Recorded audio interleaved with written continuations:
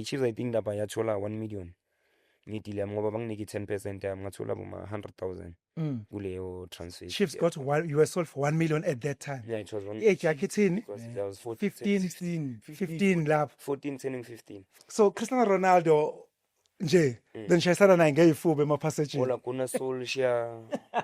Yeah. Gary Neville. Angeke lale Vandag. Yeah. Emuna, were you good or did you have some mangondo? Did you have inyanga somewhere?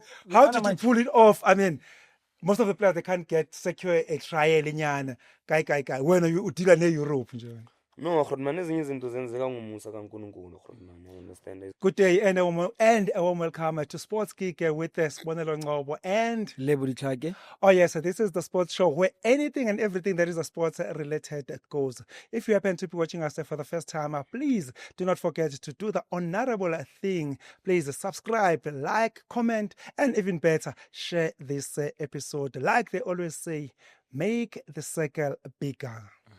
Oh, yes, as always, like they always say, Sports Geek with Sibonelo Ngcobo and Lebo Ditlhake definitely doesn't disappoint. And this episode is definitely no exception, as this time around we went on and unearthed umuntu laphana. Oh, ngiqala kuphi konje? They say it always helps to start at the beginning. If my memory serves me well, I believe he did business. Listen to this. Mayiqala nje i-career yakhe. He did business for the national team, for the yellow country. He did business for the under-17 South Africa, laphana kwi-Africa Cup of Nations. Oh boy, who does that, starting a career with the international collab? Doing business, most of the people, they do a national collabs towards the twilight of their careers. But our guest, Mayiqala nje waqala introduce himself with a bang. He also did business for, listen, just take a wild guess, for Kaizer Chiefs, the mighty Glamour Boys, abafana bakaChincha Clover, abafana bokuthula noxolo. Yes, he won some trophies with laphana Kaizer Chiefs or MTN 8. Why khona laphana Kaizer Chiefs iwina Loma Trophy. Wakijima laphana wana khona laphana eLimpopo. Uma kukuthi uyamcabanga ukuthi mhlambe one band ukhuluma language eyodwa, ngiyakutshena ukuthi mshimane uduthi pha koLimpopo ko Venda uamba shivenda mayithanda ungambhayizeli ungalingi uzama ukumhleba ngesivenda ugijimina laphana amatsantsansa aPitori laphana yona insizwa wabe sethi yazini mangicabanga ukuthi angina passport angina ntontoni. At tender age, this boy, he's one of the people abaphethe record lokuthi i-passport yakhe ayiphelanga, ayi-expiranga rather, but wayiqeda ngama-stamps elok enza open off in and outside the country, in and out. I-passport yaze yaphela ama-stamp. Kwathi ndoda manje le passport yakho sizoyistempa kuphi because uyiqedile le passport. Ladies and gentlemen, help us welcome Michael Roy Nkambule. Hola Khotman. Yes, thini nje? Ngishapha Khotman. Siyeza nje siyeza. Sazoza kule ndaba yakho lokuthi how can usibukise nabantu kanje uqeda ama-passport. Some of us don't even have a passport. When uyayiqeda, I expire. Hey ndoda i-passport iphelile. But sazoza kuleyo ndawo. Sibonga nje baba uthe walokhoza wathi uzivakashele namhlanje. Ngiyabonga nami kakhulu ngo-opportunity eningiphe yona ukuthi ngibe lana namhlanje. Akubonga thini. Njengoba ubona ukuthi laphana ku-blind crew namhlanje senzele umrithitho laphana eYas time. So ngaphandle kokupholisa amaseko, let's get straight to the business of the day. Masiqala nje laphana for the benefit of our viewers out there. Awukunje ukubasha kancane ukuthi Roy Nkambule where was he born and bred? Uzalelwe kuphi, wakhulela kuphi and all that and stuff. Mina nguMichael Roy Nkambule ngibuya eThwathwa eMaphupheni. Kahle ngazalelwa endaweni bathi kuseMaphupheni. So iDavidton like it's next to Davidton. It is East Rand. Shoot is local uyagibela moya khona yabo. East Rand, that's East Rand eJoburg. Yeah. Yes. Yeah, but mina nje ngibuya nje eMaphupheni. Emaphupheni. Place of dreams. Yeah, no. Bengifuna ukubuza lokho amaphupheni, why emaphupheni? No, ayindawo like abayinema ngayo vele so sikhula kiyo bathi vele kuseMaphupheni. Mara kusho ilekas lena qale ngilokuzana yini bathi ngesiXhosa bathi igali. Igali yini leyo manje? Yini leyo? Mukhukhu. Oh yeah iqale kanjalo vele mayiqala ngoba into I think it was 1990. Okay. Yeah, maqala le ndawo because bengihlala like nabazali bami besihlala eDavidton, so kwathi makuvulwa Lucas. le informal settlement ngale vele and then samuva nabazali bami sesiyohlala ngale Okay. yeah. So makhuluma about Davidton, so that's the very same cast of your abo Jabu Pool, abo all these stars, all these tricky stars. Yeah, ngingasho ukuthi like but in things I'm like engifuna ukuyichaza like ibe clear ne iDavidton neThwathu is not like ukuthi indawo eyi-one. Akusendawo eyi-one. Yeah, Okay. like yabo mina umuntu engibuya naye like from the same lokishi abo Dr. Mampuru lo bekadlala i-right back ku-Sundowns Okay. Junior Khanye. Junior Kanye, yes. Yeah, yibo abantu like esibuye eThwathu sonke emaphupheni. Oh, and So laba abanye babuye eDavidton, it's ilocal ukusuka lapho kuya eDavidton.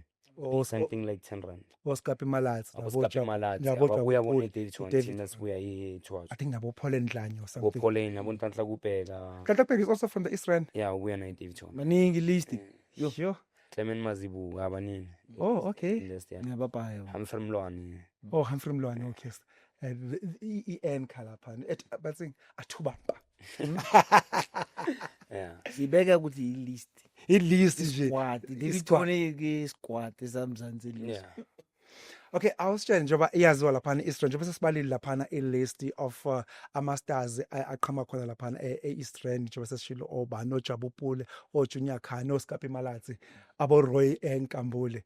Awusitshene ukuthi wena, how did your professional career come about?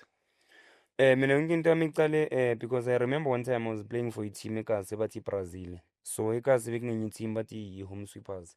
Like masidlala naye bekufana nokuthi Itabi. You understand? So at one stage le team lena yahamba yodlala ne-Chiefs i-friendly game. So uyazi into The Chiefs in junior side or under 13. under 13 Yeah, junior side? under 13 there, yeah. So what happened? Eskele uyazi eskele manje kuyakhulunywa le ntwana ziyasha hayi thina sodlala ne-Chiefs, hayi thina ngilangeliso sodlala ne-Chiefs. Manje ngoba nami vele yabo like bengifisa nami vele ukuzibona ukuthi ngidlala, so ngakhuluma ne-coach yethu. I-coach yethu beyiclose naleya coach le. Ne-coach ye-Chiefs. Nale coach yale Oh, yale Home team, yeah. Sweepers. Yeah, Bekunethime bathi Home Sweepers. Yes. Shuthi le coach yami nale they were friends, but i-team yethu beyithanda ukudlala nabo kakhulu, you understand? Yes. So naye benama-player grand kakhulu. So one time bona ba-organize i-game ne-Chiefs. And then after loko mina ngezwe lento sengize esigela ngama-player abayicoca lento yabo. And then ngatshela i-coach yethu man ngizwe opportunity so bengicela ukuthi ungikhulumele nalesikhulu esiso ukuthi nami ngicela ukuyodlala. And then okay lesikhulu savuma, and then we went sayodlala eMilo Park. Chiefs was still based eMilo Park. Safika lapha satali friendly. And then bekuyimi nelinye player ba-2 gigs iplayer lo Home Sweepers. I think ucoach Thieroba impressed ngawo. Afuna ukuthi sibuye for training. That's Chiefs. Yeah, that's Chiefs. That's good Chiefs man. Siceda ukudlala ifriendly nabo. And then ucoach Thierot makanima mina no gigs. And then kwaba nelinye Grootman from ngale vele eKasi. Grootman eletha ama-player apaya ku-Chiefs yabo. Yes. Bebathi uBennett Mehlo makhulu. Yes. Yeah, uChana Barrows. So uChana yena ngoba sekazwile ukuthi okay ucoach Thierry ufune 2 players kule team le. So uMahlubi wasithatha so i2 futhi. Masiceda ukudlala saya kuyo ucoach Thierry. What coach no these boys laba ngcono ukuthi babuye nini Monday sizoza nabo nge-transport. And then ngaqala kanjalo ukujima ne-Chiefs. And then mangifika ku-Chiefs it was my last year yama 88 under 13. Under 13. Yeah, Okay. so when masicala ukujima no-coach Thierry beka impressed. And then after kuba impressed ucoach Thierry what he did was keepta nalama player bekazowa promote to under 15. So sasurvive kanjani ngoba thina sifika under 13 isizini seyiphelile. Oh, yes. Okay. Okay. So ucoach Thierry wenzani wasigcina ukuthi maseka promote le group ekumele under 15 mele sambe sonke. And then was promote kanjalo ke ucoach Thierry.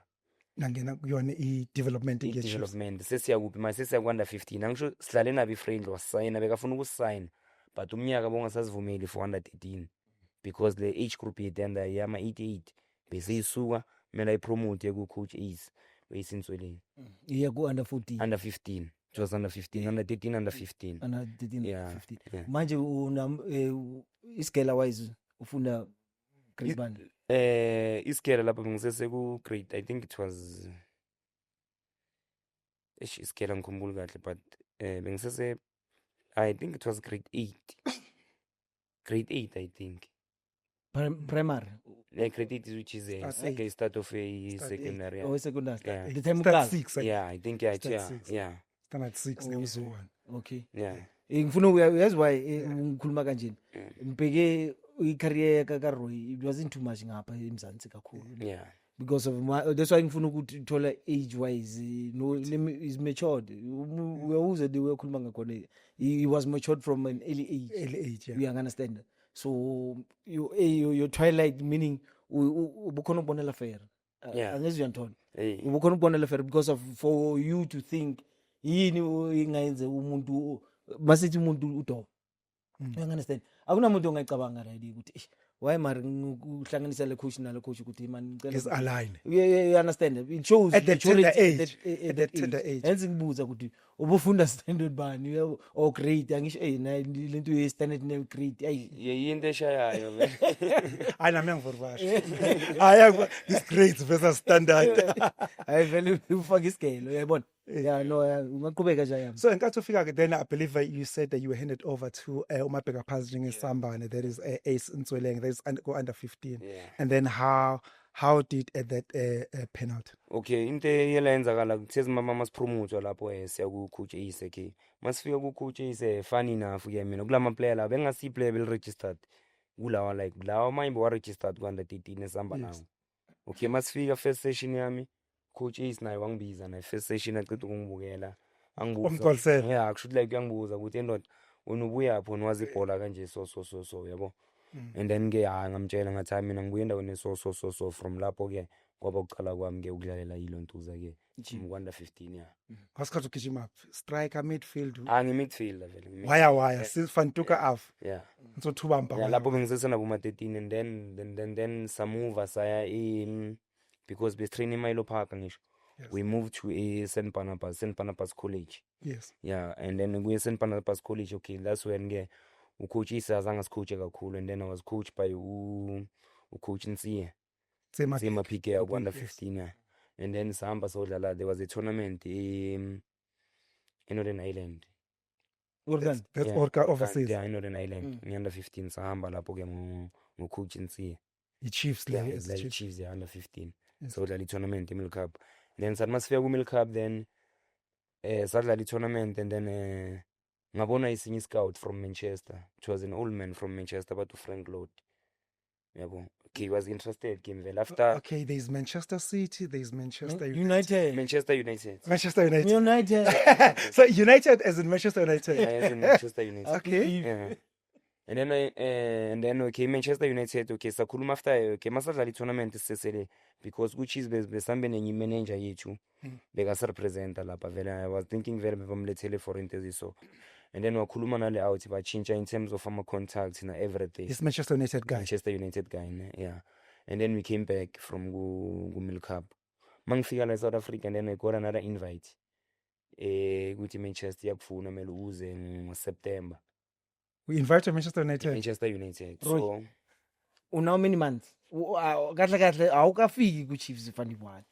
No, lapho bese ngidlala lapho. Okay, fine. Bese ngidlala because angisho like okay, masifika njengoba ngisho masifika the time mabas promote. Mhlambe lapho besinabo ma 13.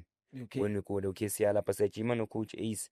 Masuka no coach Ace ya relocate Chiefs from Milo Park. Sure. Siswejima St. Barnabas. Lapho mhlambe bese sinabo 14 years lapho. Mara yazi wangibuza lokho. Ngifuna ukuthi understand the time unifika until kule invite lena. It's how many months? You understand? Angicabanga ukuthi so uyivalile season or something. 12 months. So it was the first season. Samuthola this invite Manchester United. And development le Chiefs.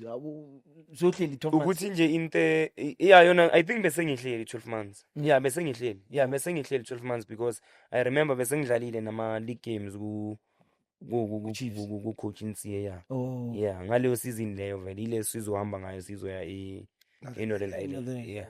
Okay, no. Under coach Nsiye. Okay. Yeah. No. And then you got that Manchester United invite. Yeah, and then Jeff Butler, there was Jeff Butler. Jeff Butler was okay. I was because when I think I was 14 that time. Yes. Okay, 14, 15, and then Jeff Butler no skapa ngaka one.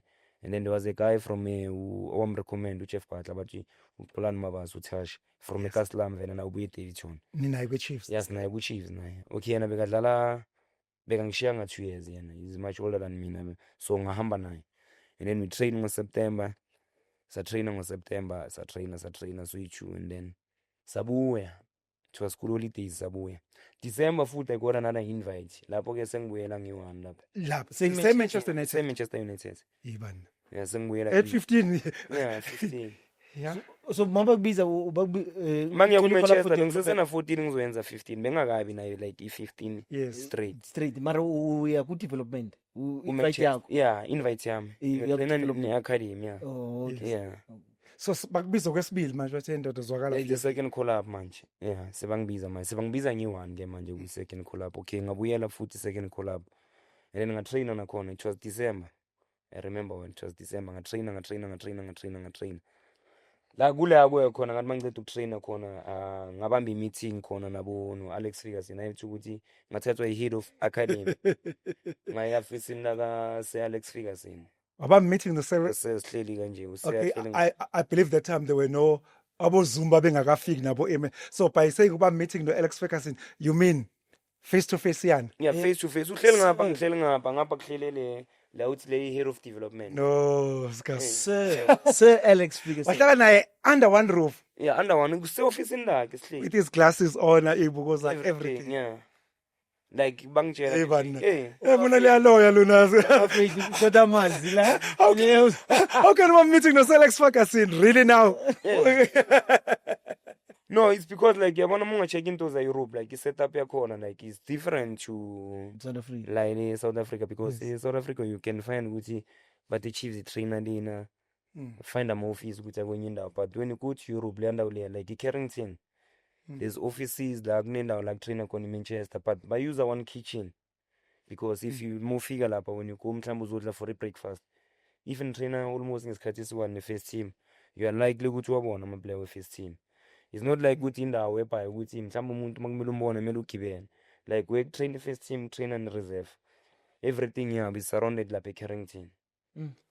Talk to us about this hlala phansi under one roof with the Sir Alex Ferguson. No nenye into phela lenza kanjalo kusho ukuthi ngithe mangise-Manchester kukheke kwenzakalani kwadlalwa enye i-tournament ne kusho leya tournament bathatha ama-player from let's say from under 13 until reserve bese bamixa la ma-player kusho ukuthi bayenza i-team kusho ukuthi bathatha i-player eli-1 under 13 bathatha ili-1 under 15 under 17 under 19 nele-reserve bayenza i-team sidlala like something like i-small sided mhlawumbe it's 6 versus 6 or 7 versus 7 bayenza ama-team kanjalo niba nga-7 kuba i-tournament like i-development yonke because each and every team bathatha ama-coaches umuntu nomuntu uba ne-team yakhe ayicoachayo yabo so nami ngangena kwenye team kanjalo sathi sidlala-ke bebangidlalisa i-anchor-ke mina-ke kuleyo training session so vele bangiphasele enye ibhola yabo like le ntwana ithi yangipressa bangiphasa yabo ngalitrap shuthi ngithe ngathi ngiyalitrapa laphakame yabo bangiphasa ngalibeka la phezulu le ntwana mayithi yangipressa ngayijampisa ngalitrapa futhi ngalibeka phansi yabo ngaphasa kanti mangiceda ukuphasa enye i-coach eza-ke ithi my friend tell me how old are you ngiyayitshela ngithi hayi na 14 turning 15 I know we are lying you are 28 years old I was like hayi no akukho kanjani yabo so after leyo tournament leyo kula-ke khona le head of development izongithatha-ke sahamba sohlala no-Alex Ferguson because e-England bekusesenale problem ye-work permit Oh yes. yeah the work permit ama-foreigners it was difficult ukuthi athole ama-work permit We because need a national And care. yeah bebakhuluma nge-national National care caps with about 60-75%. yeah it was 75% but you check that time was 14 turning 15 bengizoyithola 75% yeah so it was disturbing kona ngoba because everybody lapha mani beka-happy for long yabo ukuthi bafuna ukuthi bangisayine yabo so but kwayenzakala ukuthi unfortunate azange bakhona ukuthi bangisayine so ngathi mangiraya eManchester bekunenye agent abathi uBruno Satin yabo kanti naye ngibonile le ukuthi lo muntu lo hayi umshini yabo Fine. yathi indoda mamela man yangilanda lapha yakhuluma naMadbeka manje uzokenzela iplan awufuni ukuya eFrance yabo ngathi France yathi angizokenzela iplan ukuthi uye eFrance ngathi mina ngina problem ke ngabuya ngapha ke mangibuya ngapha ngajima ne-cheese vele ngajima ne-cheese kwangena i-invite futhi uthi indoda suyafuneka kumele uye eFrance This is January manje. yeah it was January I think yeah I think it was January siyafika manje ukuthi okay ndoda imeli uhambe ngihamba February meli uhambe ndoda manje uye eFrance France Muni Europe uyahamba sathi uye bridge la. man yazi Sasabi flight dude. yeah kusho manje yabo okay sinyazibuza France okay vele ngivanye eFrance mangifika ngine 10 day trial eFrance vele ngilethwele out le upro ningibone kube England England.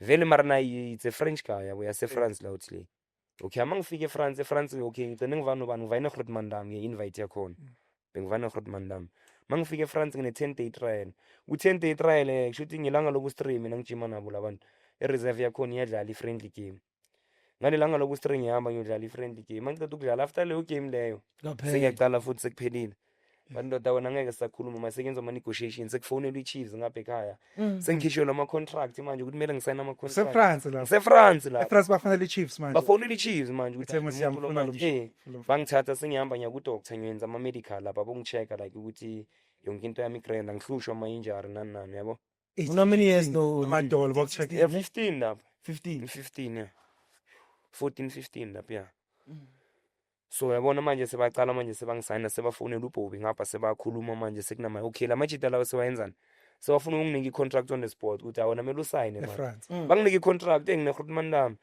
ayi Groot Mandam nalo sengiyalitshela ngithi mina bheka ngeke sikwazi ukusayina la kusamele sitshele ne-time nami yabo Groot Mandam libatshela ukuthi hawu baba kumele abone lento leyo yabo sese refuse like ukusayina on the spot nathi you understand sifuna ukuthi ayinathi we are buying time ukuthi sibuye ngapha i-direct yara Groot man ibuye kweza kithi masitshela ukuthi asayina no mangaba nisayini mina ngihamba nani nyanani eSouth Africa ayirara ngihambe nani eSouth Africa showcase hayi boy ayirara ukuthi ngihambe nani eSouth Africa ke wena and the team France yini igama la iStrasbourg ulabe kudlala khona uKatlego Mphena okay so manje le contract le bafuna ukuyikhipha i-contract yani so kwi-contract no i-contract ye-development is a development contract but abafuna ukuthi bahlukana nawo abafuni babona ngathi like ukuhamba kwami lana exactly yabo ayi so manje vele sebagcina sebakhuluma neChiefs vele ayi sebabona vele ayi lento le manje babona ngathi vele ngifuna ukubaleka vele vele sigcina sisehlile vele asivumelana vele ke hayi iChiefs ivume nayo okay ngele ngabuya ngapha mangibuya ngapha vele hayi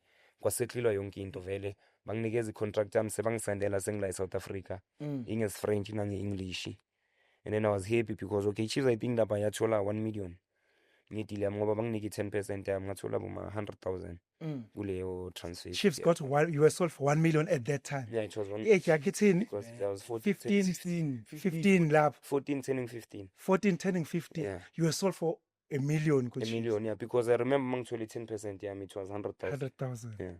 With 10% yami. Boy. Transfer fee. Who does that? Yes. Just ke sizokuphindele emuva kancane lapha eManchester United. You touched lapha ukuthi ama players development side in canteen or something ikish or whatever like dwa khona. You are sharing the same canteen ama senior players and don't. So your stay lapha Manchester United, are there any players that big players that you happen to bump on lapha nje kuma corridors akhona lapha Old Trafford? Many of them, even some of them ngahli Chombe zakhona. I once have his Chombe no Cristiano bekasafika that time. Who's Cristiano? CR7. The one Cristiano Ronaldo. Yeah, bekunesithombe sakho Cristiano safika. Makafika lapha bekanetoliki. Esuka Portugal ngisizikavu. Bangakakwazi ukukhuluma isilungu naye bakasesemncane na le time asafika lapha. Mare bra ungambuza kanjani ukuthi Old Trafford ama player ebehlangane nenduna yakhona use Alex bebehleli kanjeni? So Cristiano Ronaldo nje then shayisana naye ngeyifuba emapassage. Ola kuna Solskjaer. Yeah. Gary Neville. Ngeke lale vandag. Yeah. Ay, abo Gary Neville, I think he was playing right back. Phil Neville, yeah. Roy. Yeah. Roy awehlise kancane njalo hayi. And then and before ngizo eFrance, I went to Chelsea phela nakhona. eChelsea Stamford Bridge. Yeah, ngibuye ujima na kwa train muthu. Yeah. Sakhutsha uClaudio Ranieri, mbona uClaudio Ranieri Right, winner, yeah. I think he was from Spain or something. Lower winner was I think it's from Italy. Lower winner Italy. league ne Leicester. Leicester's England, yeah. Yes. I was once nabo ngajima nabo there. Stamford Bridge. Yeah, before ngizoya kulentuza ngizoya eFrance. Sign France. Hey, were you good or did you have some on? Did you have inyanga somewhere? How did you pull it off? I mean, most of the players they can't get secure a trial inyana. Guy. When you deal in Europe nje.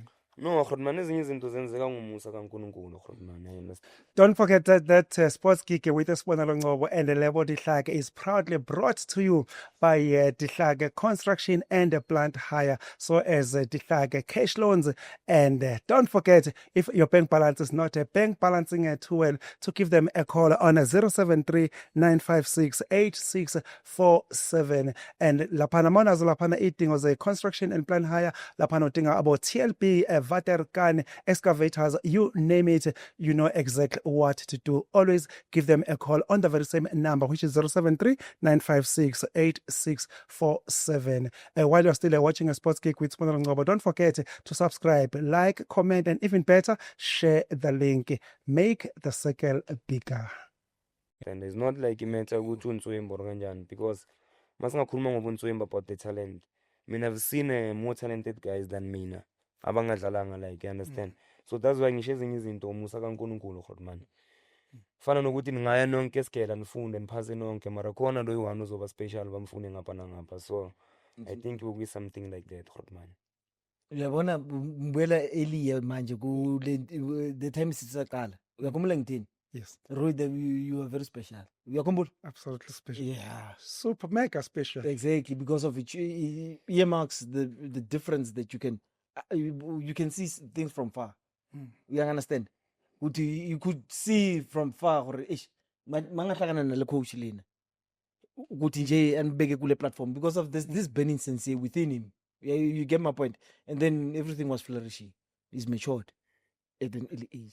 Uyayibona? Ngiyayithola. Manje it comprehends, man. Strasbourg ikhipha 1 million at 14, 15 years old. Yakuthenga kwi-Kaizer Chiefs. We are off to France. Now talk to us about your French stay.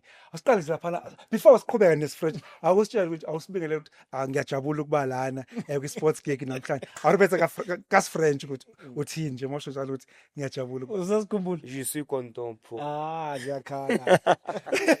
You suis content. Je suis content. I'm happy. I'm happy. Yeah. You suis content. Je suis. You suis. Je suis content. Indaba is French is difficult, like it's French. And then into like ngisavisile kakhulu yabo, like ukathanda ama French classes. Yes. Because they give you ama classes, you understand? But it was much easier nakhona ukuthi ufunde i-language, because wenza ama classes and then you're surrounded by people abakhuluma yona le language, you understand? So isilungu bengisikhuluma less. Because mangifika, it was the time, because I remember ngathi mangifika first day mangifika bekunenye intwana from Burundi, Alex, but imanje abazali bayo like base nationality yase France like yona, but imvelaphi yayibuye eBurundi. Yes. So but manje is French, you understand?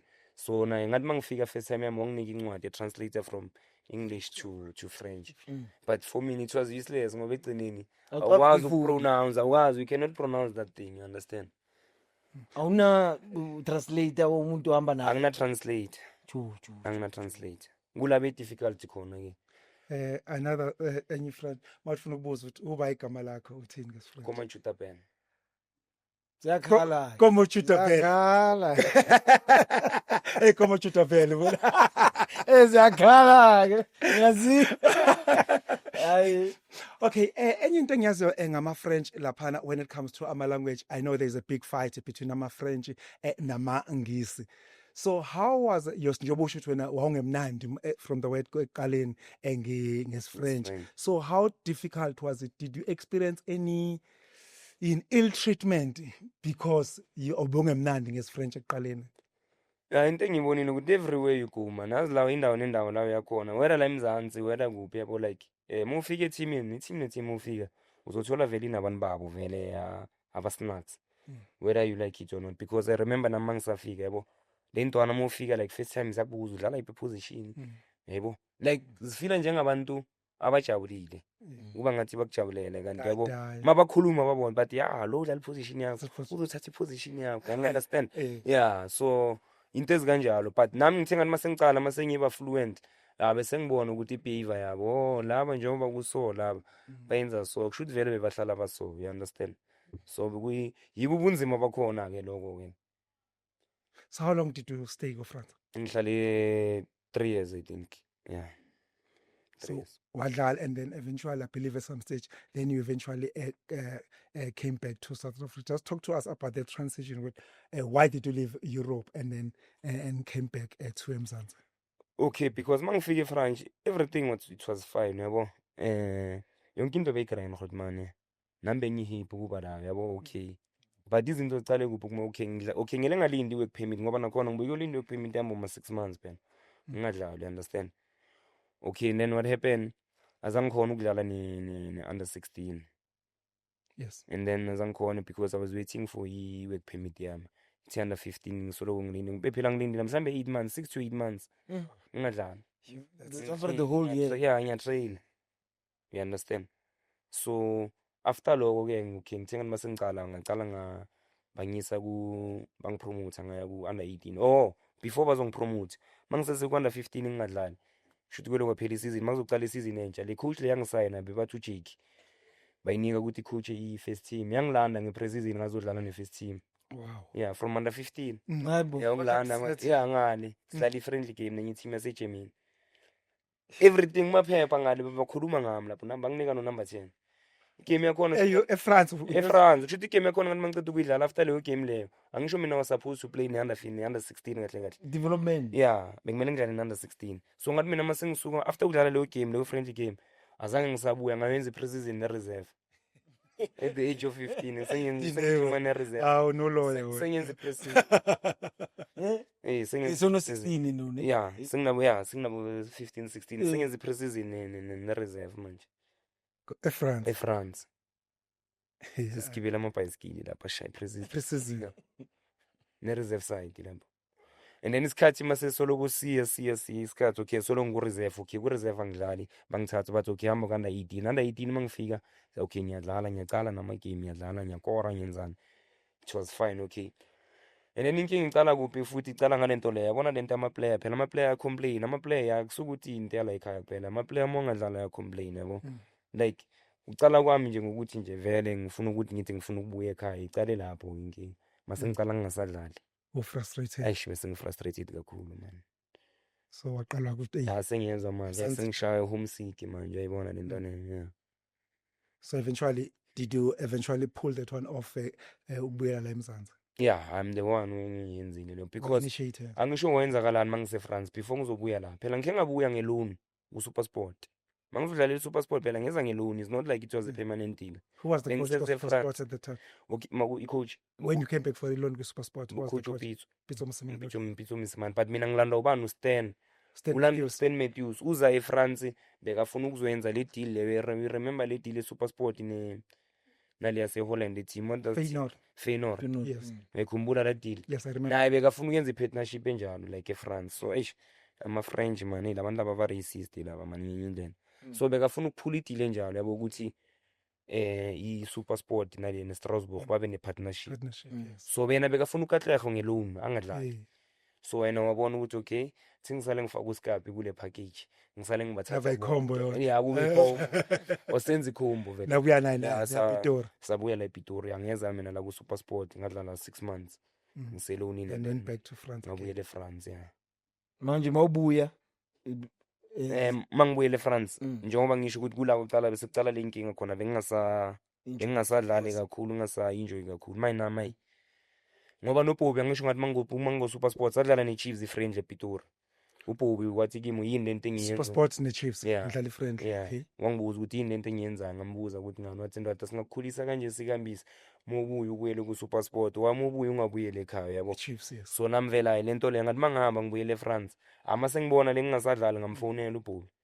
Ngamtshela ukuthi manje sengizwile ngifuna ukubuya ekhaya ke. Yeah, idili yami ke icale kanjalo. So sufuna ukubuya uze South Africa. Ukuza ngizisa. I-age plus or minus?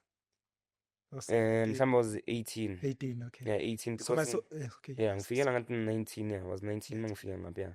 So usuyaphi kubuyela kwi-Chiefs ke manje? Yeah, From sengibuyela France. sengibuyela ku-Chiefs manje. And then just talk to us about those negotiations, yes. Yeah, ama-negotiations lapha okay ngoba mina yimi engaphula i-deal through. Okay, mina into engayenzi one ngafonela uBobby ngamtshela ngathi yazini Grootman. Mina manje angisakhoni la, sengifuna ukubuya ekhaya mina. Wathi no mfana kithi akuna problem, ngona khuluma nalabantu bakho ukuthi kwenzakala kanjani ne. Mina ngabalande office ke. ngoba manje office vele bese ngibatshela plus bese ngifluent nange-language Bakala French. ya bese ngibatshela ngaso ngithi hayi manje lo mal du pays manje shuthi manje Shuthini lokho? I'm homesick. ya je lo mal du pays Shelo manje shuthi to manje pay. ya je lo mal du pays shuthi manje sengi-homesick manje sengiyabatshela hayi mina ngisakhoni nana I want out. so manje into engiyifuna ngicela ningireleaseni ngibuyele ekhaya ngoba nangapha amabathi ngiyabatshela ngidlali week in week out angidlali so the best way ukuthi ningibiseleni ekhaya so that's when ke kwaba ne-deal-ke mangifonela uBob Steak bayenza i-deal yokuthi okay bazoba nelontuza-ke i-Chiefs bazoba nama-sell-on clause bazongirelease ngibuyele la ku-Chiefs but if i-Chiefs iyangithengisa bazothatha ama-sell-on kanjalo-ke ngoba kuye ukubuya kwami-ke la e-South Africa kanjani and then nakhona ngiconfuswa yini le nto e-World Cup ingiconfusile nayo le nto 2010 World Cup nginale nto ukuthi mangafika eMzansi ngidlale lapha i-coach izongibona yabo Ube exposed. ya yayibona ngabuya-ke kanjani. So i-Chiefs time uya France, they sold you ka 1 million. Mawusubuya ubuye, did they pay? So Chiefs they didn't pay anything. So it just negotiated ama salaries and stuff. Yeah, mina negotiating nabo ama-salary. So what you are getting asibhekele noma ungasatshela nge-amount mawusuke eFrance soza kwi-Chiefs salary wise No, Grootman, Did angeke ngifihlele Grootman. Qiniso lihle mina mangisayina mina i-contract yami mona isayina i-contract yami eFrance. yes It was a good contract for a youngster because yes mangikhumbula mina I was getting something like it was $1,001. It was In something rands? like 10,000 rand. okay Mangiza la eSouth Africa. yes And at that time you see 14, 15 years for me. Bukuyimali grand. Ulibe malini? $1,100. 10,000 Yeah, rands. You converted And to then South it was African rand. 10,000 10,000. At More than that age. 10,000 rand. usuke eFrance Ngisuke woza kwi-Chiefs Yeah. mafika kwi-Chiefs mangifika ku-Chiefs azangiholi imali ebhaya Grootman. Ngithole bakushuthi ba-810 kule mali. Because first salary yami ngithole 20,000. that's double mos. That's double the road But now for the for the caliber. Yeah. I know. Because there it was the academy contract phela lengikhuluma ngayo. la so kwi-Chiefs Yeah. it's a professional It's a contract professional contract. so then you stay ke kwi-Chiefs ke ufika kanjani une-arrogance lapha le guys nuggets or Europe No, I would say sharp from umuntu wasegazi vela ngiyafika ku-Chiefs ku-grand yonke into. Ngiyanegotiate nabo sign ama-contract yonke into iba sharp. Roy. Ubani unokushita wo? We-scout agent okanye uwe? Mase ngibuya la sengifed up ama-agent. Mase ngibuya eFrance I was fed up ngama-agent bese ngizinegotiatela. Ngathatha i-Grootman lami mina ngahlala nalo phansi negotiate. First day yami ngithola 20,000 ku-Chiefs. I-signing on it was 200,000. you got even a signing on fee Yeah, it was 'Cause- 200,000. Second year beyithi 25,000 salary 250. Uwe umuntu ohlakise yonke into. Yeah, ngiyangihleli ngiyazikhulumela. lapha eboardroom nabo ba kwi-Chiefs Ngihleli noGrootman lami sihleli noBobby sihleli Down no-Abdul yeah. after le Yeah, kunenye out about uAbdul lapha elinye time lapha Abdul elikula lapha yilo ke elibhizi ku-finance. Sihleli nalo kanje sikhuluma nalo. afake off uthi uBob uthi hayi no Bob Steak no awuthukeda mbijani Yeah, lapha vele masikhuluma masihleli kanje vele okay uBob Steak umuntu vele masinegotiate umuntu bekalo yabona ulo uBob Steak uye bekazama ukuthi ayenze izinto ukuthi like Zenzeke. yeah we understand wayesiza wena yeah ngingasho ukuthi in both ways ukuthi usiza mina neclub ne-club yeah yeah kahle for kahle the deal to be successful yeah kahle kahle So imamba nayifuni ngemali.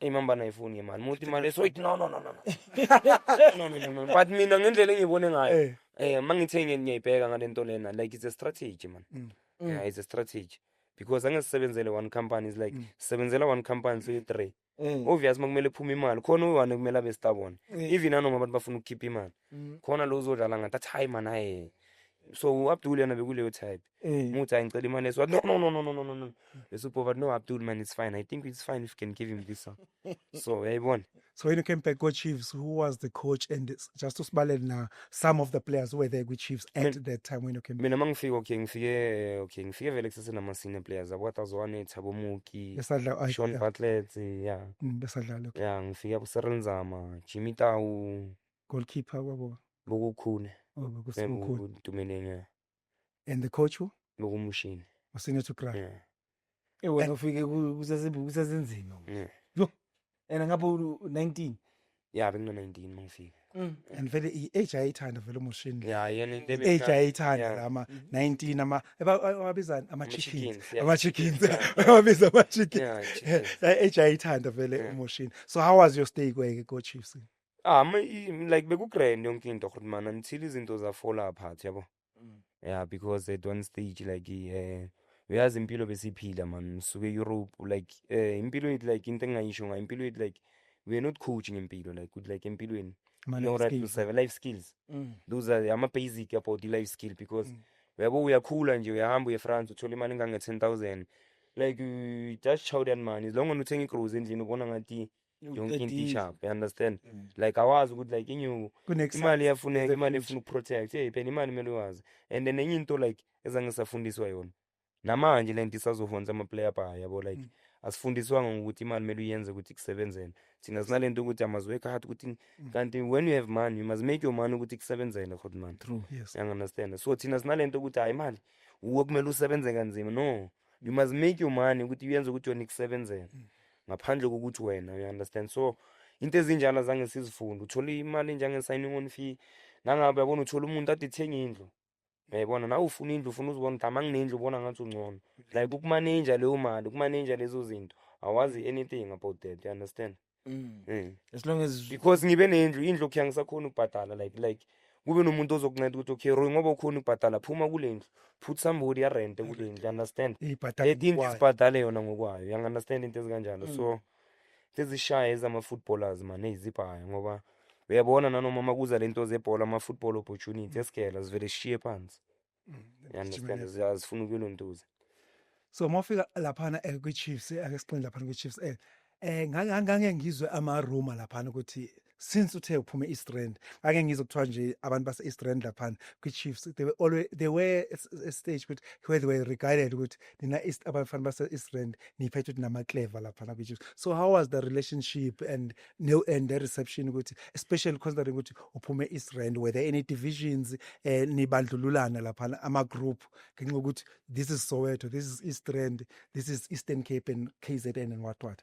No, in terms of group abengekho kangaka and nenye into like ama players e-division is not like ukuthi boka clever like iqiniso kumele libe lihle yabo like masingakhuluma yabona like njengempilo kaJabu uJabu was one of the best players esimbonile like ne country mbonile understand so everybody njengoba ngisho ngithi manje ngempilo asifundiswanga and ngokuphuza utshwala if you can check now 90% ama player aphuza Absolutely. you understand Maybe even more than that. yeah uyayibona lento leyo abaphuza utshwala kusukuthi into esingayifihla le baphuza utshwala but uJabu yena ngetalent lakhe it was shithi talent lakhe bele extra nganendlela ukuthi even newspapers bebamlandelela nala akumele bangayikhona like bakule exactly uyangithola so uyayibona iba nzima ngalapho njengoba ngisho ngithi like ama life skill yabona like kube besazi ngama life skills like into eziningi besingakhona ukuthi sizilwise ezama former footballers but because mosadlala le mali mayisangena awumameli mabakutshela umameli mosezwa le salary imnanda ngisho nangabe uyaziwe lokushini bakubiza ngapha Newspapers.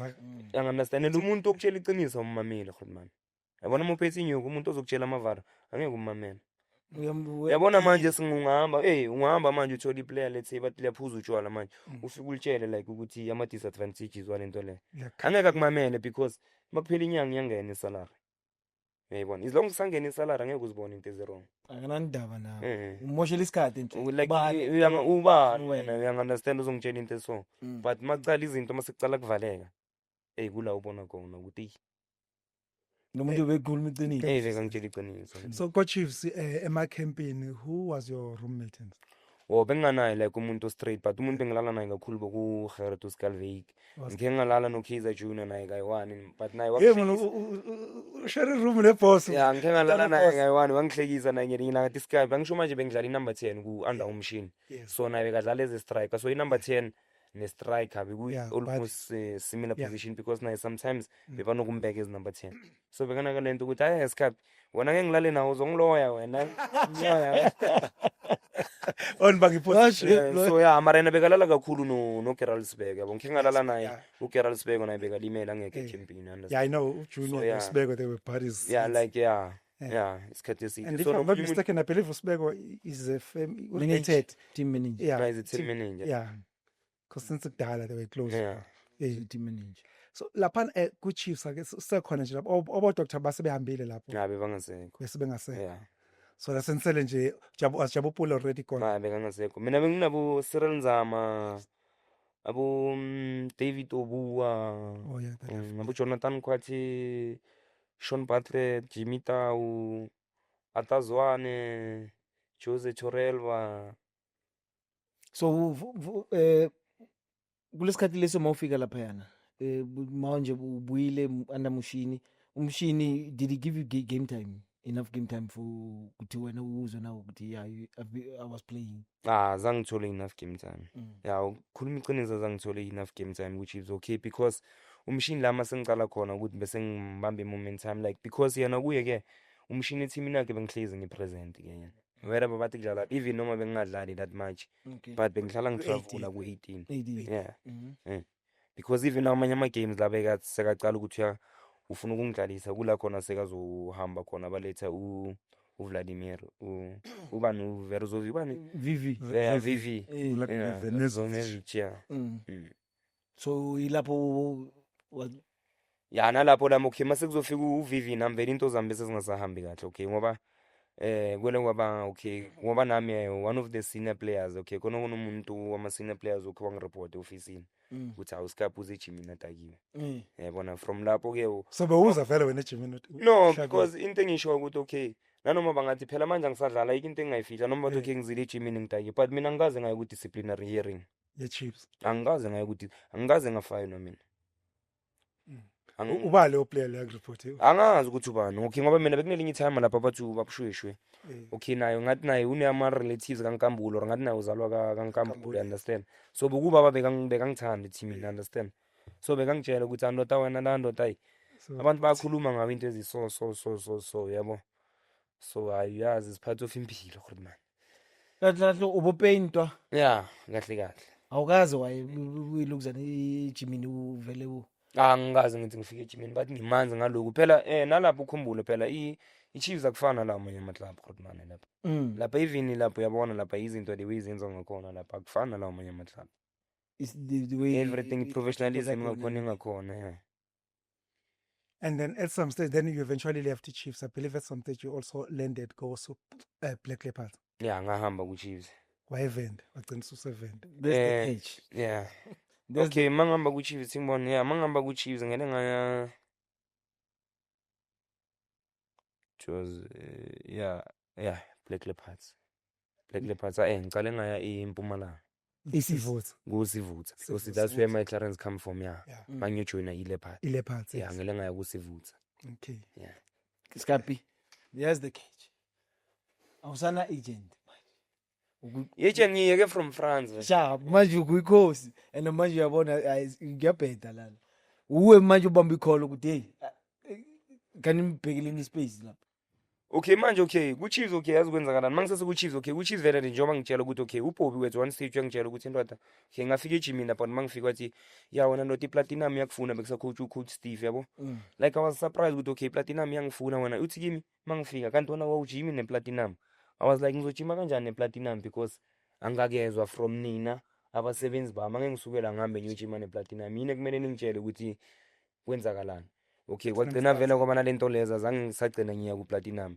kwaba nalezi zinto zokuthi manje sesi-terminate contract mase 10 minutes contract sekumele mangize ne lawyer phela umuntu ozongirepresenta phela ku Chiefs yeah sengiza nomuntu phela uzongirepresenta lapha phela uzokhuluma ama exit yeah uzokhuluma ama exit clause ukuthi manje siyathina usayina how many years ngisayine 3.5 manje and manje sinegotiate kanjena sengidlale 1.5 shoot manje 2 years asel yeah oh 1.5 shoot ngisayine 3.5 mina u1.5 season ula mina nabo shuthi sekumele senze ngisiphatha ama ways shuthi mina nabi iminyaka yamsel is 2 years contract engisele nabo eso inegotiate mina nabe etafuleni ene bimele kahle bathi bama sharp kahle mangifika lapha inyangena lapha vela inyangena lapha siyahlala lapha phansi lapha bathi kimi indoda ngoba wena uyabona isof release yini na udlala ngama games angakanani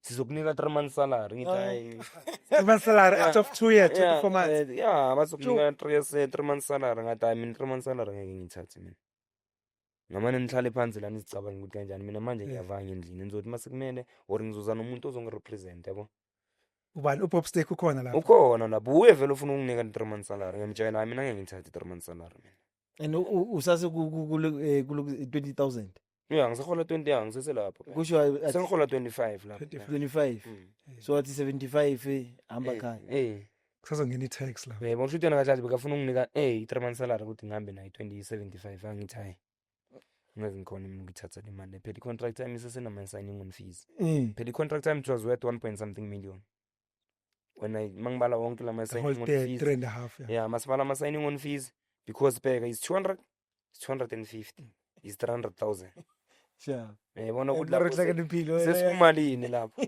sesikumalini lapho signing on fees yayibona lento okay bathi kimi lapha hayi because lapho vena babona nginayigenta ngiyabatshela mina hayi ngeke ngikhona ngicela okay hayi ngifonela uSiramelitso wakho wanda bekangikhutsha from under 17 From a Celtics, yes. national team Yes. ukuyikhutsha mvele bokumuntu bekangifrustana ngiyamtshela ikhutsha mani senginenkinga nje phela ngivelelwa into so uSiramato kuyazini Skype okay khona umuntu engizokunika yena ne uzokurepresent iloya lo mjita loya hayi anginika ama number wakhe ngikhulume nalo mjita hayi sibekilanga neChiefs ukuthi sohlangana ngelanga eliso phela hayi same lapha sokhuluma phela masifika lapha sesihleli neChiefs lapha le loya lele ngize nami seliqindezela mina lapha Yebo.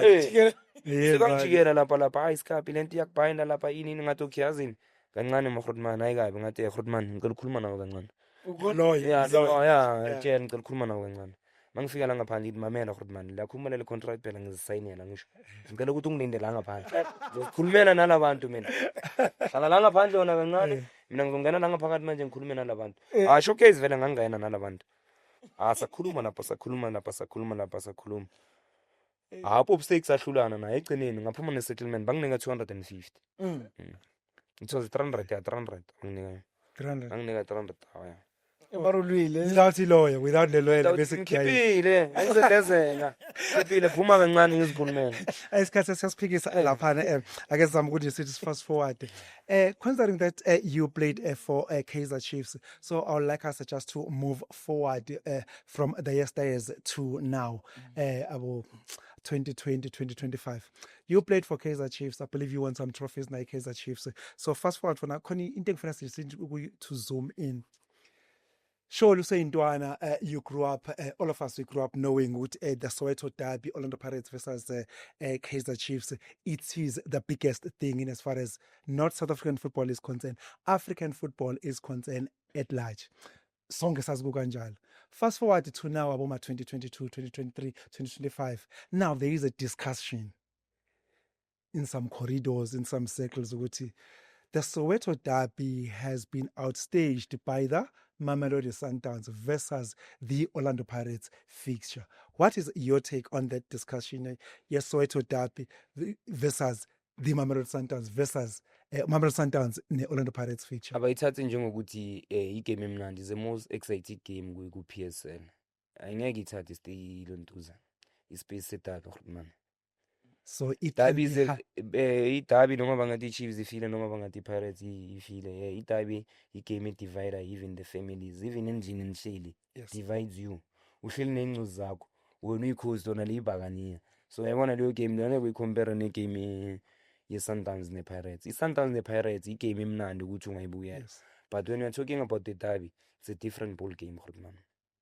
They have it bakwethu eniyayizwa laphana insizwa isivakashile laphana Ray Kambula uyasho ukuthi yes Mamelodi Sundowns versus Orlando Pirates it is an entertaining game but not necessarily ukuthi it does outstage the Soweto Derby that is between Orlando Pirates and Kaizer Chiefs. Sisakuyona laphana Kaizer Chiefs for the past 10 years yes they did manage to steal that Nedbank Cup for the whole 10 years but when a Cup A1 fast forward to now Kaizer Chiefs they are back in Africa. How do you fancy their chances in as far as the continental showpiece is concerned? We're talking a Confederation Cup where Chiefs where they'll be campaigning this season. Do you see them making it to the finals or bazophelela nje like saying? No, mina into engingayisho nge-Kaizer Chiefs Rodman. I-Kaizer Chiefs akusikuthi iklabhu encane. And nenye into if you can check, i-standards e-PSL is bigger than lamaligi amaningi la e-Africa. Yes. So the only thing ukuthi thina nje like South Africa we never like azange sathatha i-Champions League seriously until i-Sundowns ize ibuya nale star like everybody manje sekaqala ukubona ukubaluleka ama-Club World Cup yabo. But nje mina for mina i-Chiefs is the biggest brand. I don't think ukuthi bazocompete ku-CAF.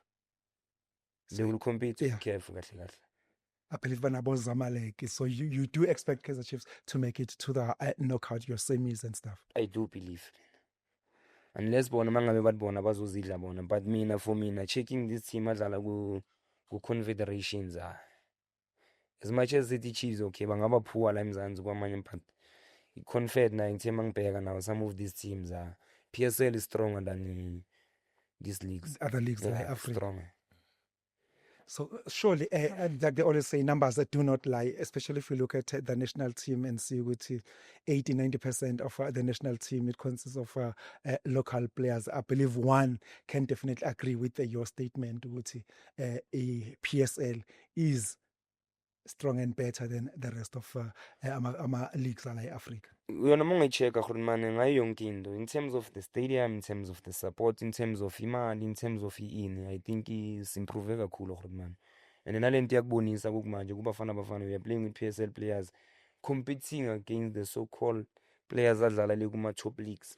Oh look man, olubanibani ungababala bonke but thina ama player wethu adlala la ku PSL. Siyabashaya sibabami siyabashaya. Sisakuyona i-Kaizer Chiefs, and especially considering your style of play and everything. I just want to how do I put this question? I want to compare Kaizer Chiefs and Orlando Pirates. Go Pina in terms of young players, junior players. I mean, the way Orlando Pirates, they give their youngsters exposure, a chance, and the dominance with Orlando Pirates versus Kaizer Chiefs and my youngsters and everything. What is your take? We're looking at those two teams when you look at the way they give our youngsters opportunities, and if furthermore, if we were to give an advice with that regard, look especially maybe Ed and Sundowns, looking at the way they use or they give youngsters, it's who. Yeah, into engayisho na Khudman kule zama youngsters kule big three, because if you can check very well ne so far team ikwazi ukwenza kanjani it's Orlando Pirates kwamanje ukuthi ikwazi ukusebenzisa ama player ngendlela right. It's because nayo noma ungacheck iPirates into kumele sishayele izandla ngayo in terms of scouting development yayo. Yes, ayishimele sibashayele izandla Khudman, because uma ungacheck these abo Rayleigh ama player kuye school yes, abo Dansini babuye school but ubani obalandile. yes, you understand.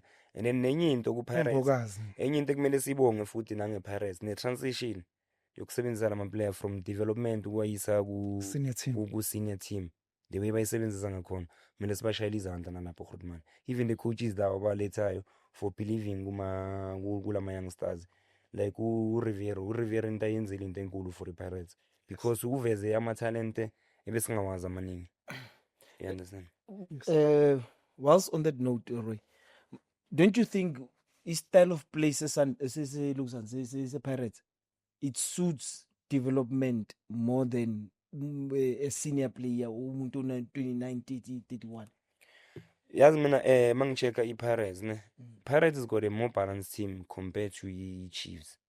Yes, okay, singayibeka kanje ngiyasho kanjalo ukuthi iPirates ine balance, because if you can check abomdu nabo it's not like they are bad players, just Pirates Shabalala, because if you can check iPirates ama player khona abo Rayleigh, they are playing for a winning team, a team ehlali win, team ehlali faka ama cup. You understand kanjalo no man.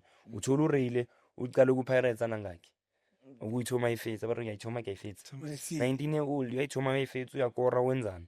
yes, You understand. So when you go to a Kaizer Chiefs, utholi Chiefs struggle yona ngokwayo, you get to the team whereby bana 10 years aba win trophy. Sure. Any coach that they abamletha lapha une pressure Yes. You understand? But But no, Reeves. yeah, we understand. But if you coach a team like ifana ne-Pirates, uyabona bheka namanje le coach ukwazile ukuthi against i-Sundowns ihambe idlalisa uDansini.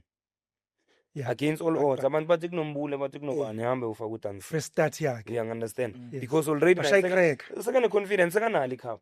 Yeah. Sekanali cup, you understand? So it's easy ukubuildela entweni ewinayo than entweni engawini. Yabona njengama-coach e-Sundowns, bafika ku-Sundowns abantu banalento ukuthi i-mentality, you must win trophies, you must win inini. But mina njengoba ngisho ukuthi umuntu bekanayo leyo mentality, it was Pitso Msimane. Kumele simshayele izandla kule nto leyo, because if you can check under ucoach Pitso, intwana bezipromotwa from Sundowns Yes. ukuya ku-first team, Yes. bezibhaya kakhulu. But if you can check manje, aish, Sundowns. it's No junior players. kureke ukuthi uthole amaplayer amancane adlalayo lapha ku-Sundowns. Sisekuyona le issue le yama these big three giving young players a chance. Let me shoot straight. Siya laphana eNaturena kwe-Kaizer Chiefs. There's a player ngifuna sikhulume ngayo. That is Mfundo Vilakazi. What is your take, the way Kaizer Chiefs now, let's zoom into Mfundo Vilakazi, the way they are using him, what is your take, especially considering his age, considering the culture of Chiefs, and more importantly, his style of play. The way Mfundo Vilakazi ke now, nini during the nappy days, ubengena late. Of late, with the new technical team, sengibone eqala ama games. So what is your take? What do you think is best? How can Kaizer Chiefs use Mfundo Vilakazi better and effectively for the benefit of the team?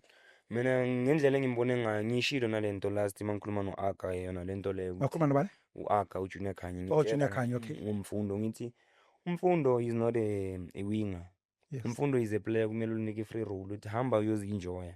That's when you'll see the best of Umfundo. But for mina mombeke esikhangeni mombekile ewingeni. Ewingeni yazi ewingeni kufuneka botsotsi ewingeni kufuneka amasotsha ewingeni, understand ngoba iwinga la demand lifuna ama one on one. Yes. You must able to run bend defend. Umfundo is that type of a player no. Iplayer uliphethe technique, ukwazi ukukhahlela ibhola. Umuntu ekumele aba set up.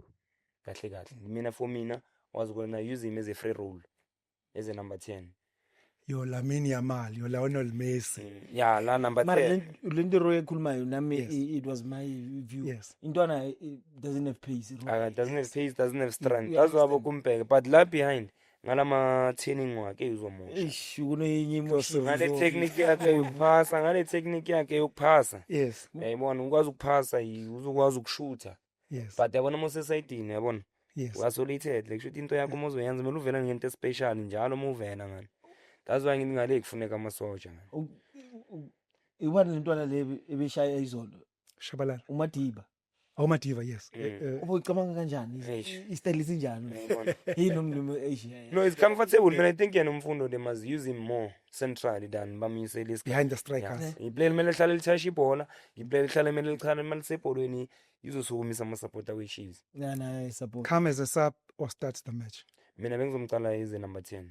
Mqale ku start. Mina bengizomcala mina. Not coming as a sub. No, mina bengizomcala mina. I-Chiefs kukumanje abanayo like umuntu clever in terms of creating, in terms of making the team play. Exactly. That's why ubona kakhulu manokublame umthetho. Umthetho kumele bam-understand so insimbi.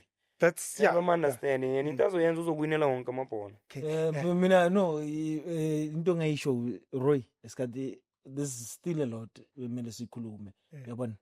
So kusesene Thailand. No. Le Thailand sazoza la. Thailand ngisabe ukuyosebenza nginganawo permit. Cishe ngaboshwe Thailand. Hayibo. Cishe ngaboshwe Thailand. Awushaka kancane kodwa yini ungena la payment usuyadala. Thailand okay yazi kwenzakala neThailand ngasign iThailand ne okay fine ngasign contract but bengisebenza ngaphandle kwe-work permit. So iThailand injani for ama South African? We don't have a visa. Okay. So if I go to Thailand like namhlanje like the minute I land in Thailand should iyaqala yaba le 30 days ya. 30 days, yes. You understand? Visit permit. Yeah. Yes. So into yenzakala ngami ke bese ngisurvive ngalento le because in order ukuthi bangi-extendele lamalanga I must drive to the border. Yes, your stamp again. Ngiyostempa ngibuye futhi and I was driving something like 600 kilometers. Your stamp passport. It's ngiyostempa passport ngibuye futhi. Kusukela eJozi ke Eastern Cape. Yeah. Hey, that's Standard. that's your Durban or something. And ngapha mele ngiye ngibuye cabanga. Khana interact What out to? Yeah, so manje ngelinye ilanga khona la khona ke ngathi ngiyaya khona.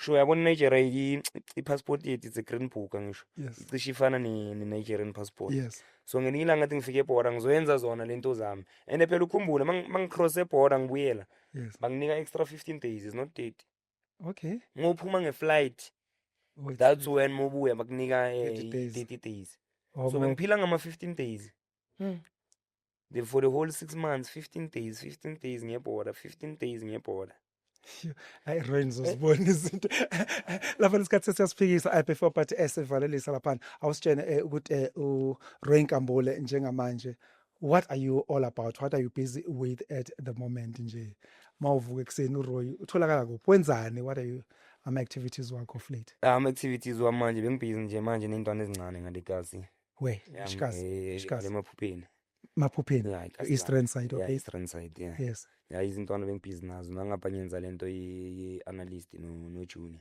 Junior Khaya. yeah.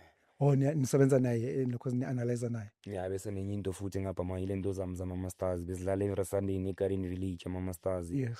and then manje until kuba ne-project entsha-ke Talk to us about the project. Your project. Ithakwe. The project Enja is the Ithakwe fact. Masters. Okay, what about them? Yeah, it's all about the former players man. Yes. Godman usihlanganisile And the recruit man is sonke angisho uyabona man ukuthi indlala izozisibulale lokishini. Angisho uyabona. Niyekuba obhodla indlala Angithi uyabona la ukhulela khona impilo injalo man. Yazi impilo like ingenye indlela Godman la ukhulela khona awulitholi usizo kakhulu, understand? Yes. Bese kuba nabantu like from far. Yeah, yes. Abanandaba nawo laba yibo abantu abangakunceda laba yabo.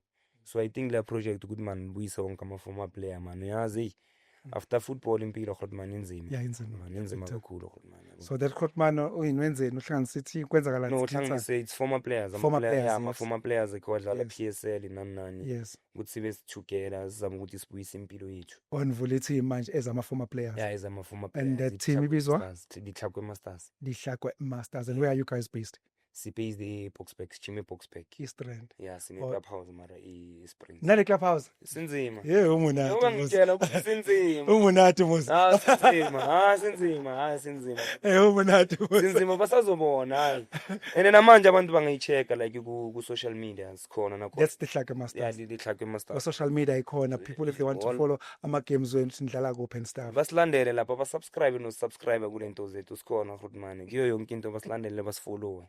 Okay, niyezwa laphana insizwa khona iphuzu alishilo laphana engilithandile yena laphana uRoy esho ukuthi isikhathi esiningi ezonini yakho or kwi-area yakho it's not always ukuthi uzothola umuntu ozokusiza but rather kuzoqhamuka some stranger elsewhere kubo yena okunikeza the second chance ekulife or akutakule laphana singasho ukuthi it is unfortunately iqiniso leyo nto but it shouldn't be the case. Actually you should kumele ngabe usizwa umuntu enindawonye naye but unfortunately no one said life was gonna be easy and fair.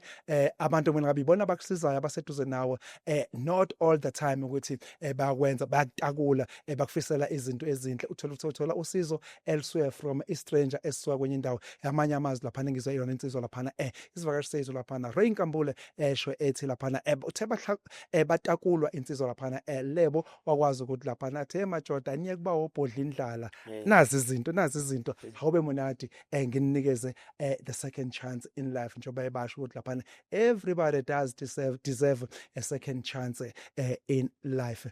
Before esivalelisa uma kukhona umuntu ofuna nje ukuthi home no Roy Nkambule, how does one get in touch with uRoy Nkambule? Ukhona la kuma socials okanye ushaya ngamafoni awobhophopo ontiriri awukho la kuma socials?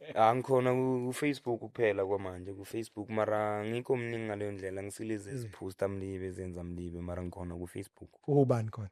Michael Nkambule angijiki. Michael Nkambule. Angijiki. Awuyasho lapha nesivarisethi Michael Nkambule ukuthi ukhona lapha ngamthola ku Facebook mafika khona lapha ufika utype nje Michael Nkambule ngalo ndlela usokwazi ukuthi DM or PM whatever you call it as long as ningeze kumharasa bakwethu ngalo ndlela ngicabanga ukuthi that's how we come to an end of our today's conversation with lapha isivarisethi Michael Roy Nkambule insizwe yakhe lapha eko France eko Strasbourg yakhe lapha ko Venda yakhe lapha for iqembu lesizwe at under 17 Africa Cup of Nations wayekhona ukujima na ball nakhona lapha eNatural and Perfeni iGlamour Boys abafana bokuthula noxola abafana bakaChintsha eGuluva insizwa laphana yakaqeqesha abaqeqeshi abakhulu abafana nabo Jeff Butler, Mosin Etukrali, Sirame Lutswaga. Besingaphethe mangamanga, siphethe i-real deal as always. Libza Roy, asibonge ntwana Wona Magrudima. sisonke. Thank you for the opportunity. Now we don't always ukuthi mele sithi when actually the guest is always thanking the opportunity. Nathi we siyabonga kakhulu. Nathi we say thank you for the opportunity. That now you avail yourself uyeke yonke into yakho ukuthi ube nathi. And then this is rest assured sizothola maybe 4 parts kuwe you Safuna ukuya lapha uyoboshwa lapha eThailand. and there's still a lot. Uroy kunalapho bomvala khona, but now I can't say It's kind. no, just continue. Safuna usitshele ngabo Limpopo Uyangithola, Leopards. David Tidiela ko Leopards. David Tidiela. Uyangithola. Safuna izitori zalapha. There's still a lot. Manje uyamkhatha manje Hayi. No. Yes, skatsaka. Asibeka thini ngitshela esincane ngaye. Uchairman. Tidiela. Tshela nje esincane besithi masidlala. Njoba besiface relegation ne. Siyamfonela like sikhuluma ne-manager sithi Brasem sicela ufonele uchairman umtshela ukuthi sicela ama bonus. Bese uBrasem athi okay come guys sime sonke eziteam. Athi athini imfoneni abeka uchairman ku loudspeaker. Ambulisa uSem yabo. Athi Sam ufunani? Ade mhlambe bakhulume ngesivenda chairman bafana babathatha ibonus. Athi Sam nyeza ngizobathusa. Bheke mangifika ngizobathusa. Ni loudspeaker that time akazi yena. Umuzwa. Akazi yena. Akaze. Makafika vele uzokuthuza kaMompela. Makangayena nje ngisho sekazwile ukuthi ufunani. Akunakuthi captain uzokhulumela wonke ama player. Avele ezekulo ngathi uyamsaba athi uthini? Uthini? Uthini? Uthini kimi mangekho? Chairman besithi sicela ibonus. Did you read your contract? Your contract. Ithini contract yakho? But yena man is a nice chairman man yazi. Sazokhuluma siyafuna lapha ukumazi ukuthi David Tidiela Enhleke ubani sakhumula enye amadoda aqala lapha ko humble beginnings. Uma ngaphazama David Tidiela waqala security somewhere wakhula lapha, built his profile and then eventually wa own our business waphatha now lapha a Black Leopards lidoda Dover. Unfortunately time is definitely not on our side. It is time for us to sign off. Let's do this once again next time here on Sports Geek with Sibonelo Ngcobo and Lebo Dihlake. On that note, it is bye-bye.